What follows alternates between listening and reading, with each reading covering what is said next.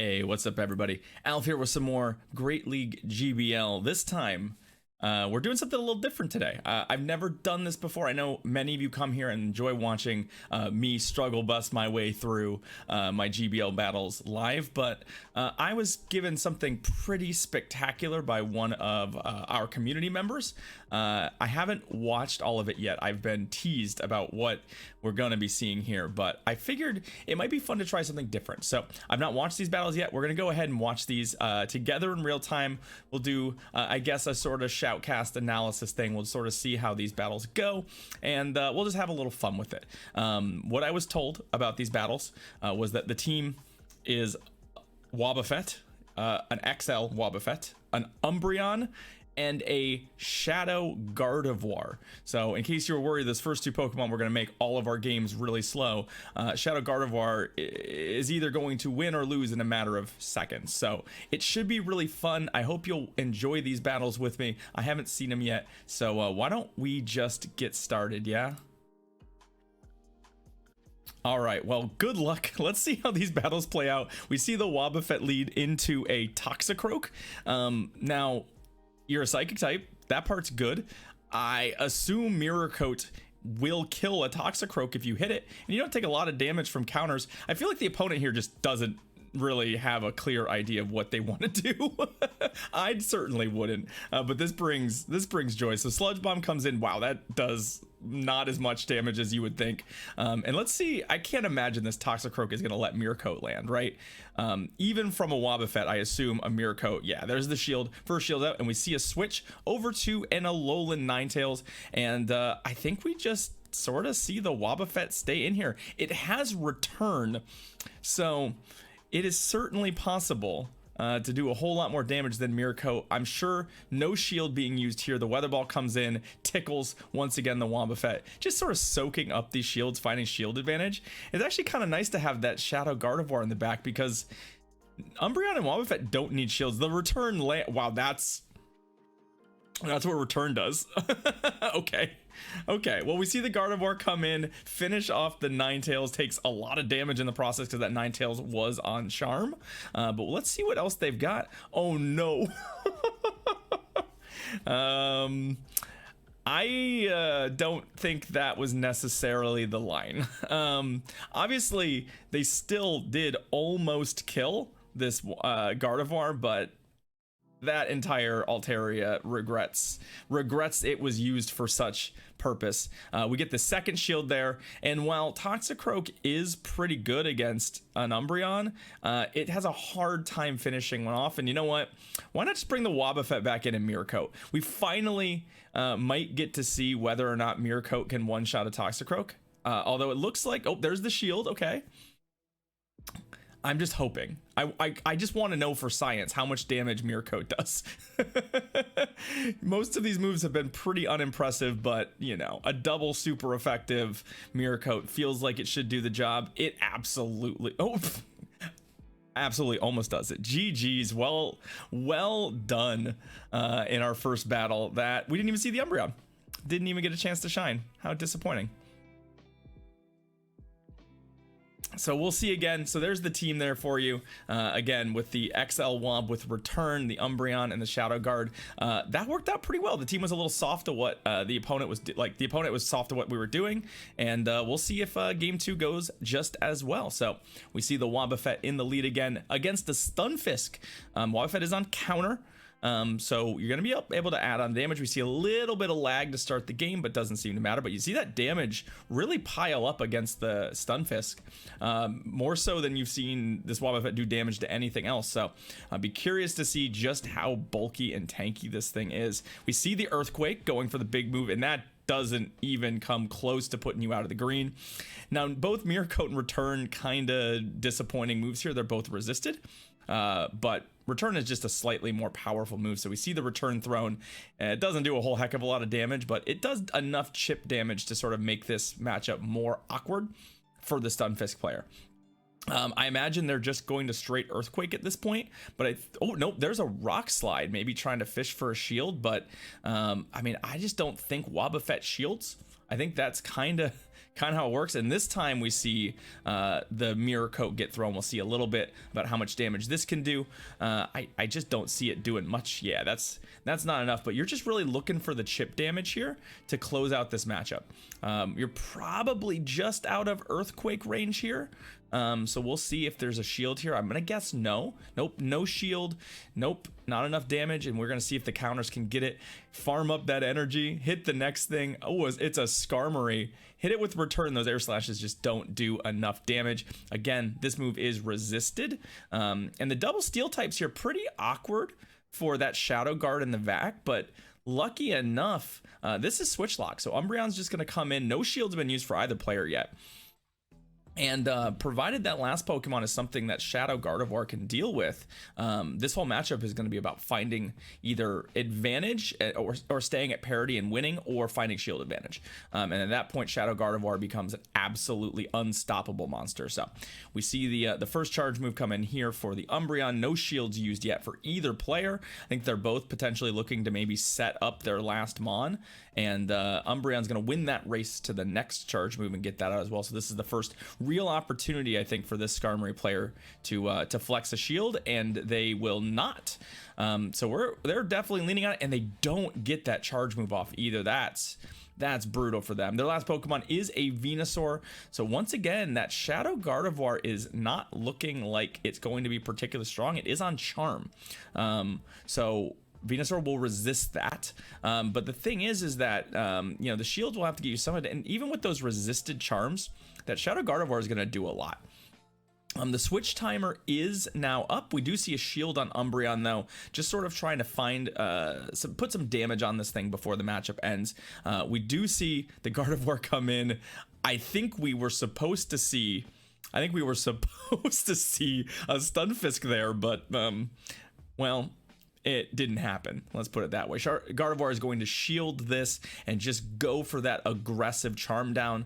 There's a Sludge Bomb from the Venusaur, would have absolutely KO'd. Any move off the Shadow Venusaur would likely KO the Gardevoir, but it doesn't look like it's gonna matter. Gardevoir charms its way through the resisted matchup, and it's 2-0 for our player here with totally not a degenerate line of Pokemon. No, this is everything you want Great League to be, right? Everything you want. All right, let's get on to game number 3. Let's see if the team can continue to rack up those wins on the strength of just sheer bulk and then sheer damage. So we see Wobbuffet and we see a Scrafty lead. So this is, again, a favorable lead. It is a dark type, but it's throwing resisted counters and it's taking super effective counters back. So I don't think this Scrafty is really going to be able to do terribly much here.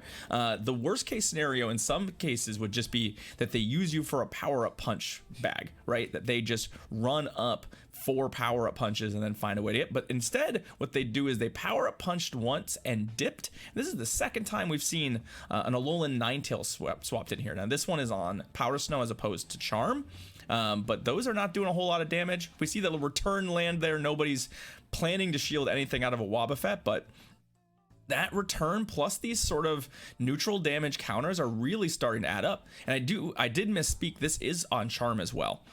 So you do see that Charm damage starting to add up, although Wobbuffet built like a brick house, so it doesn't really seem to matter. We see a shield. Wobbuffet earns a shield. Oh, that's gotta feel good. And this game is definitely gonna line up interesting because that Scrafty does not probably know just how bad it has it if switch advantage isn't secured here. Obviously, if you've ever hit a Scrafty with Charm, it's pretty rough. And if you've ever hit a Scrafty with a Shadow Gardevoir Charm, it is brutal. So we're going to see this matchup continue. Both players have committed 1 shield to it. We see the Mirror Coat coming in on the Ninetales, and they really probably need to shield. They just don't know it yet. That shield goes nowhere, and we are gonna see the Scrafty come back, and let's see how quickly they can get out of this matchup, because it is going to hurt. Nope. Nearly half of the damage there, and we see the Marowak come in, we see the Umbreon counter swap it, and the writing is on the wall in this matchup. Switch advantage absolutely essential this time around. Obviously the Marowak very good against Shadow Guard. The Umbreon very bad against Scrafty. So that Wobbuffet absolutely securing that switch advantage, making sure that this works out. As players probably regretting the part where they didn't burn that last shield and try and charm down for the win, but it's hard to know, especially because you had no idea what the rest of the team was. That Wobbuffet just soaked up all that damage and sort of put the opponent in a tough situation that's just not going to pay off for him. It feels bad to have had to go down 2 shields, but obviously in this scenario there's probably no win condition for this opponent, so we're gonna let it all play out. We're gonna get to see this Umbreon sort of continue to farm down. We see the Shadow Bones a flying, and even these last resorts are going to do probably enough. And frankly, Shadow Charm is more than enough to kill that Marowak when it circles back in. So we see that this comes in and would catch the charge move, use shield just in case it's a foul play. And it's not, but I don't believe you're gonna have an opportunity to throw anything else that does 7,000 damage, and one more charm will do the trick. Marowak goes down. Our esteemed hero is now 3-0 with return XL Wobbuffet in Great League, and all is right in the world. Yeah, that's how it feels. Let's see if they can keep this winning streak alive. Yes, we've seen a lot of bulk, and we've seen a lot of very, very, very strong play here. So Wobbuffet, Venusaur in the lead. This is sort of an awkward matchup, as normally the Psychic type would be pretty well favored here, but these counters are resisted. It is a Shadow Venusaur as well, so it's going to be hitting pretty darn hard with these Frenzy Plants that are going to come in. Mirror Coat is super effective, but it's Mirror Coat from a Wobbuffet. So we see that Frenzy Plant come in. It still can't even knock the Wobbuffet down into the yellow, because Wobbuffet is just that dummy thick. We see the Mirror Coat come in, and we'll see if we can find some shield advantage here. Nope, no shield. And this matchup looks like it's relatively favorable for the Wobbuffet.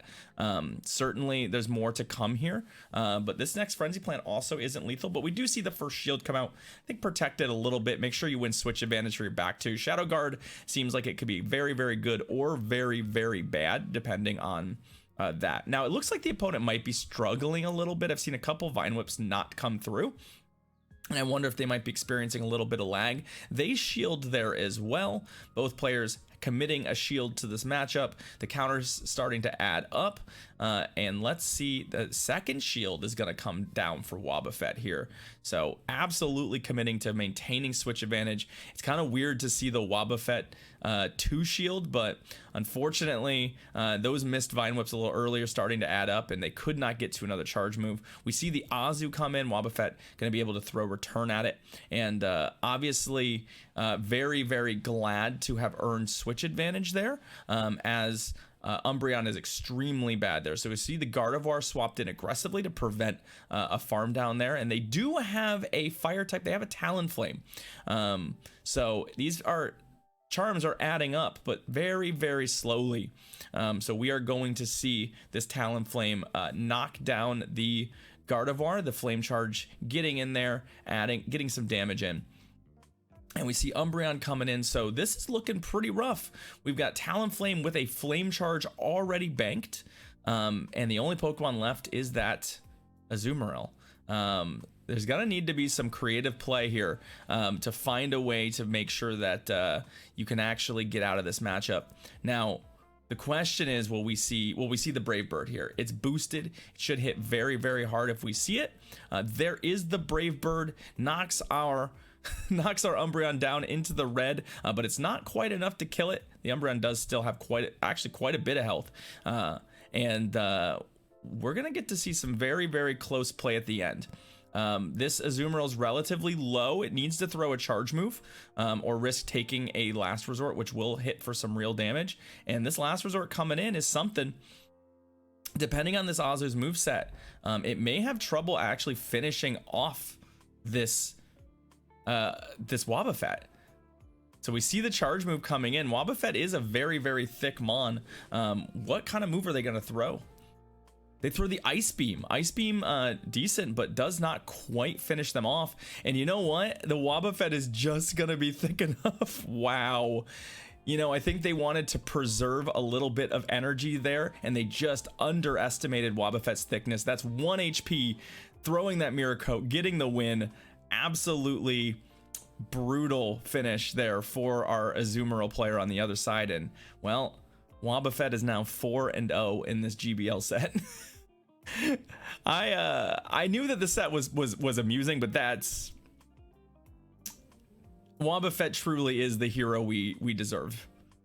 Absolutely. All right, last opponent set. We're playing for a 5-0 with Wobbuffet, Umbreon, and Shadow Gardevoir. Let's see how this last battle in the set goes. So we've seen this matchup a lot. We've seen Wobbuffet and Ninetales a lot. This is the first one that is on Powder Snow. I can see the animation this time. I'm not wrong. The counters are neutral.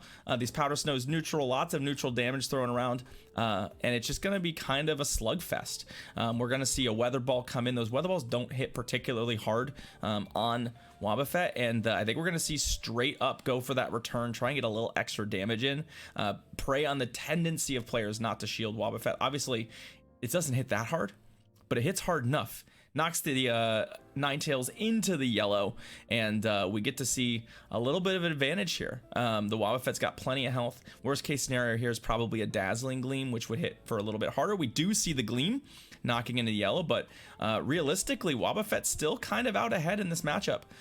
We see the Ninetales just barely get to that charge move first, and our Wobbuffet player is going to go ahead and not really respect the damage on that Weather Ball and throw this Mirror Coat and see maybe if they can find some advantage or lock this matchup up for switch advantage in the remainder of the match. So we see that Shield come in for the Ninetales, and they have to be really careful here because a farm down is just not going to be it. They both go down. They tried the farm down and it just didn't work. So now we get a game of chicken where both players, neither of them wants to show anything here, but we do have shield advantage for our current player, and they've gone ahead and gone Umbreon. We found a Swampert, which is a pretty rough match generally speaking, but having shield advantage is going to give you a lot of cushion here. It's going to make it so that you can really dictate that matchup. And with Shadow Guard in the back, you always feel pretty good. And they've actually made a switch. So we now have full information. We know that they have an Umbreon, or no, sorry, they have a Meganium and they have a Swampert, which means that Shadow Guard can safely come in and simply ride these two shields to a likely victory. So we'll see this Frenzy Plant come in. We'll see a shield from Gardevoir, likely going to just go ahead and charm this thing down and throw a charge move at the Swampert eventually, or not. The charm damage is simply more than the Swampert can probably handle, and you know what? They've had enough. We see a concession. Words are hard, y'all. Words are hard, and that's a 5-0 set with those Pokemon. Congratulations. Wow, thank you so much for the battles. Absolutely stunning work. Let's go ahead and see what the encounter is just for funsies. You know I love to see it. It's a Rufflet. Yay, congrats. Well, that's it. I hope you enjoyed this. I certainly enjoyed watching those battles, and I thought it might be fun to do something a little bit different than we normally do. I will have a different thing on Monday as well, something a little more unique than what we do, but I hope you enjoy these battles. Thank you. If you've enjoyed watching these, if you're enjoying watching the battles on our channel at all, hit that like button on the video, hit that subscribe button, leave a comment. Those things help us a lot here on YouTube. Make sure that people see our videos. And also, if you haven't done so, check out our Twitch live stream. Information is in the description of the video down below. Check out the Patreon. I've got a lot of really cool perks there, and seriously, any support that comes in on that really does help get me to doing this full time for the foreseeable future. So thank you all for watching. I will see you all next time. Cheers.